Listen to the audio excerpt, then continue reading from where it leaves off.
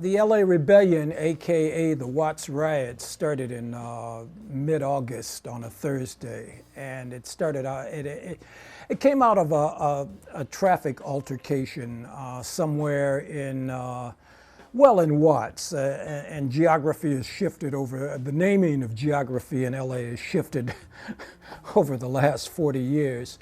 But it was, as I recall, televised as a minor news event. But the police chief at that time made a very unwise comment, and roughly paraphrasing what he said, "Look at them; they're like monkeys in a zoo." And it was incendiary. It set a lot of things off.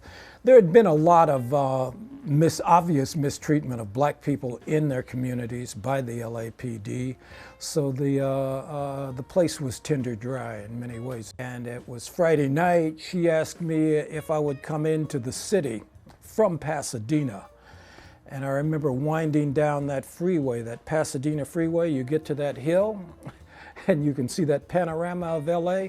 This is Friday night. I'm thinking it's still like a riot. Hey, that looked like something on the History Channel, the siege of Stalingrad. I mean, there were pillars of smoke going up in the air. I was impressed, to say the least. I mean, by the time I got down, just coming off the freeway into the Harbor Freeway, it was a pretty wild scene. By the time I got over to 36 in Vermont, over by USC, it was definitely a full-scale rebellion. All right, so I had to get my mom, get out of town. But there was no out of town. I mean, what people don't perceive is the geographical nature of this thing.